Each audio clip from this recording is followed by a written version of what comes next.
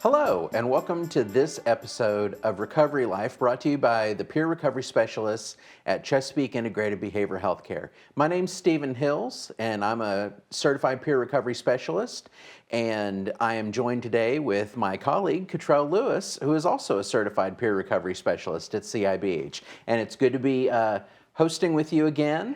Yes, it is, Steve. And today we're here to talk about another topic from Year of the Peer. Which officially wrapped up in 2023. We're actually doing another Year of the Peer, but finishing up with our topics. And this topic is one that is really foundational to who we are. In fact, it's one of our scopes of practice, and that's the topic of mutuality.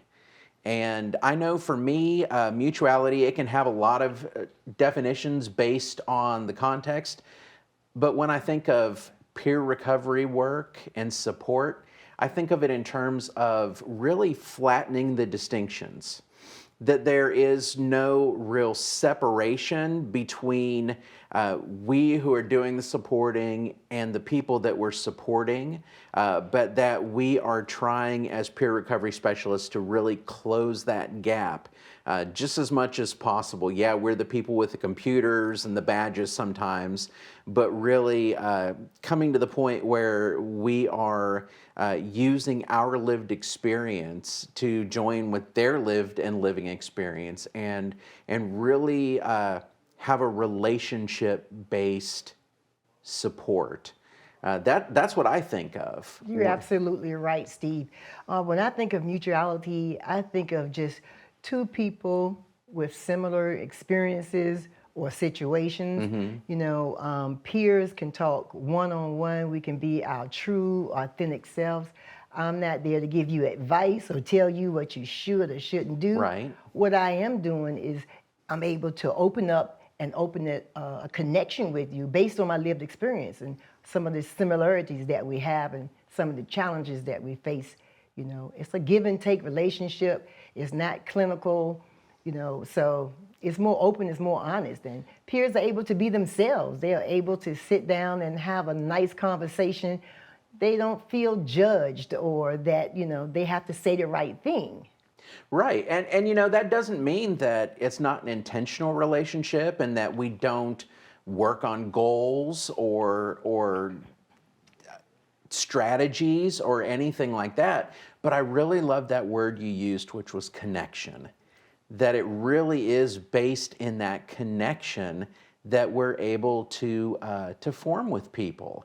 You know, and why is mutuality so important to us as peer recovery specialists? Well, it is. It's one of our scopes of practice, as you were saying. And mutuality gives a connection.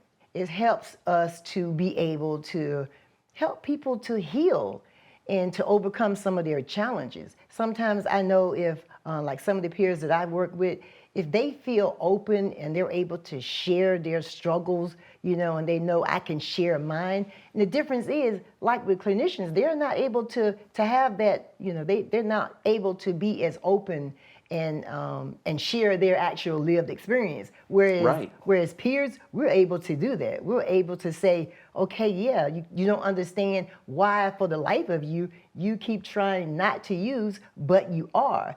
No matter what are the consequences, you're still stuck in this loop. And I can say as a peer, I've been there. I know your struggle, and I can validate your feelings, and I can help you work through some of the challenges by offering you some of the things that I've done to get over those exact same hurdles. And we can go back and forth with that sense of openness. Not feeling judged is critical.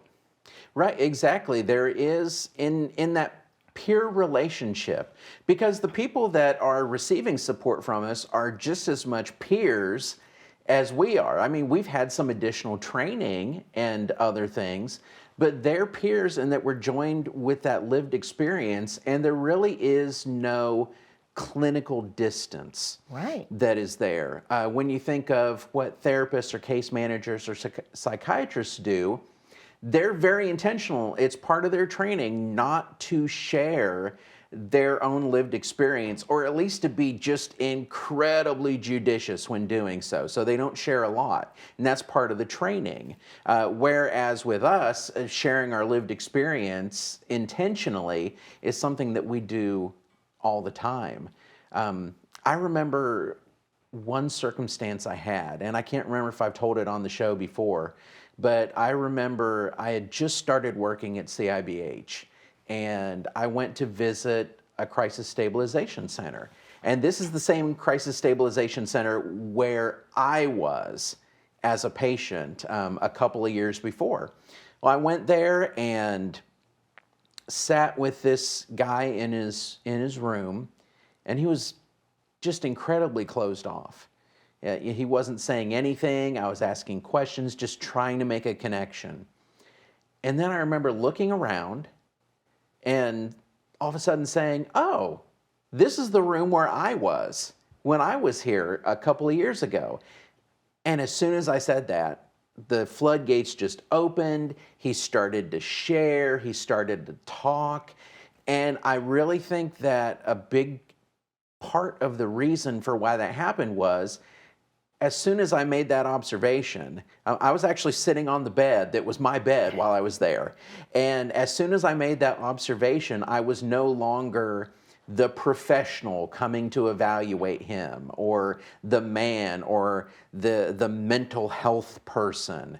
All of a sudden, I was a peer. All of a sudden, we had mutuality, that we had maybe not had the exact same experience, but that we had literally walked in our journeys to the same exact room. Yeah. And I think that really did open things up, and that's what we go for as peers. We do. And we seek to open the conversation up. We build trust and a rapport with the peers that we service. It's not that, it's not a therapy session. We're able to have that mutuality where just like you're helping me and I'm helping you, we're connecting through our similar lived experiences. We're building trust and connections. And like you were saying, he was able to become open with you because of that trust that he had, that, hey, it offers a sense of belonging. You know where I've been, and I'm connected. I'm not just out there, this person who can't recover, who can't, no matter for the life of me, do what I have to do to get myself on a better place. Through that mutuality, we show that recovery is possible and probable because we're examples, not that we're perfect.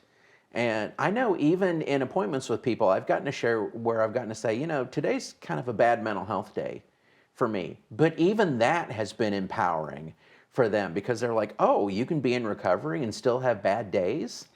And, and I know you've been there too. Exactly. Building that trust with our peers is absolutely crucial. I mean, we have peers that have been through maybe some traumatic experiences to where they become very closed. Yeah. And, and some of the things are just horrific that has happened to them. And, our mutuality tells us that, we can allow them to be where they are.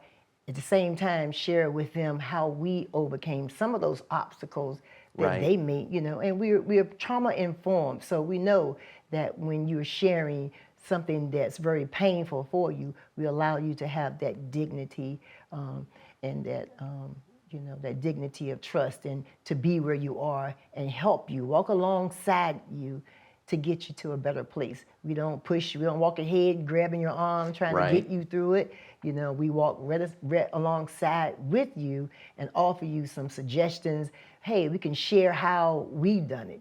I can say, I know where you've been. I know what it feels like to be dope sick. And hey, this is what I did. These are some tools that I used. This is how I got to be in a better place. And it's possible for you too. It's not like it's some elusive way off thing. We're able to offer that hope and that inspiration, and that their lives can change just by being able to share how we've done it too. Right. Yeah, so that shared lived experience that is mutual becomes so powerful in that supportive relationship. And there are a lot of ways we go about doing that. Yes. And the first one I think of for me is just in the terminology we use. that we never call people clients. And that we don't think of people as people, that there is a distance. I'm the provider, you're the client, I'm providing you a service. But that again, there is very much that relationship. And there are a lot of other ways we do it too. Yeah. As a peer, we seek to reduce stigma. A lot of times people have been labeled, and they wear those labels. Yeah. And we're able to, to reduce that and let them know, you are more than your illness. There are more Right. things that make you up. We're able to share that there are more than one dimension to you. In Right. fact, we talk about our 8 dimensions of wellness, where we explore all the dimensions of wellness and what can make you better than what you are now. Right. Yeah. I know one thing I share with people is my own journey to not just define myself by my mental illness. And then also with what you were talking about with stigma, one way we connect in that mutuality is because we've experienced it ourselves. Yes. Whether it's through family, whether it's through friends, social connections, sometimes even through the mental health system. Yes. And we're able to share that. Yes. And we're also able to offer resources to our peers. We can help to point them in the right direction and help them become the best version of themselves that they can be. We help reduce that stigma. Yeah. You may be homeless now, but hey, here's some resources. And through these resources, and we're going to be working together, I'm with you. I'm going to Yeah. help you. I have resources. Everything that I have, I'm going to share with you to empower you to be the best that you can be. And that's what I love about it, that sense of empowerment. When I see people coming in at one point, Yeah. and by the time that they're done, they feel lightened. They feel like, Yeah.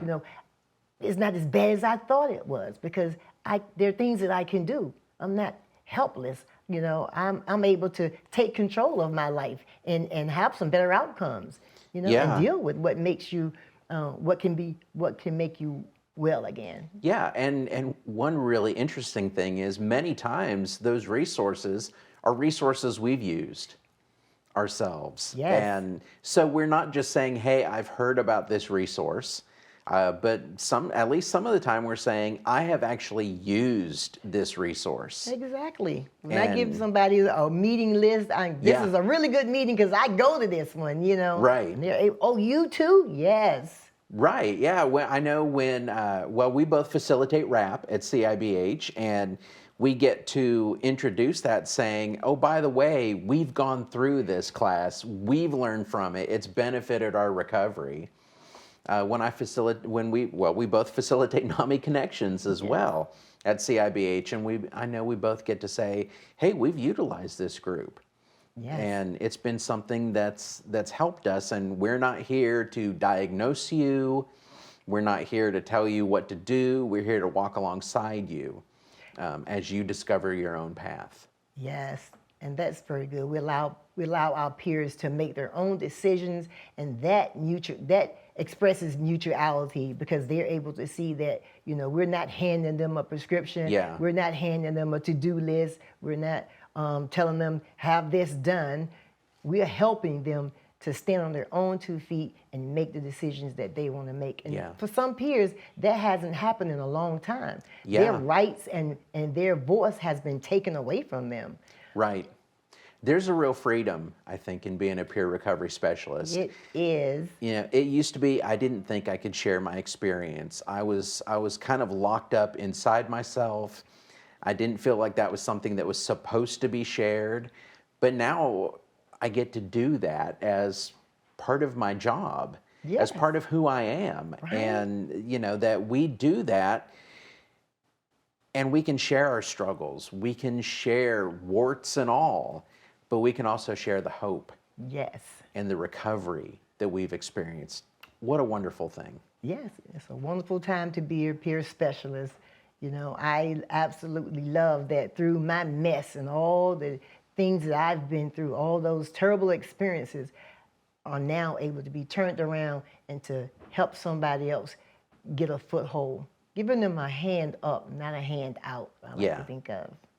Most definitely. Yes, yes. Well, thank you all for joining us today. And we also would like to thank Chesapeake Television for having us and allowing us to bring you this wonderful information. Until the next time, be well.